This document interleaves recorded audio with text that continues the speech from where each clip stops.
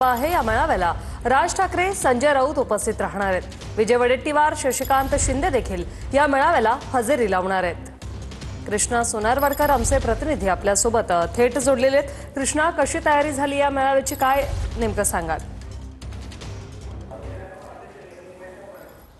वृषाली, आपण पाहतोय की नवी मुंबईतल्या पनवेलमध्ये शेकापचा 78वा वर्धापन दिन सोहळा जो आहे तो आज पार पडतो आहे आणि त्यासाठी आजच्या या सगळ्या वर्धापन दिनाच्या प्रमुख पाहुणे आहेत ते म्हणजे मनसे अध्यक्ष राज ठाकरे। तसं त्यांना निमंत्रण सुद्धा देण्यात आलेलं होतं आणि ते सुद्धा या कार्यक्रमाला उपस्थित राहणार आहेत। त्याचबरोबर ठाकरे गटाकडून खासदार संजय राऊत आणि काँग्रेसकडून विजय वडेट्टीवार आणि राष्ट्रवादी काँग्रेस शरदचंद्र पवार पक्षाचे प्रदेशाध्यक्ष शशिकांत शिंदे हे देखील या ठिकाणी उपस्थित असणार आहेत। सगळ्या कार्यक्रमाची तयारी आपण पाहतोय की जोरदार पद्धतीने करण्यात आलेली आहे आणि असंख्य कार्यकर्त्यांच्या उपस्थितीमध्ये हा वर्धापन दिन सोहळा जो आहे तो पार पडतो आहे।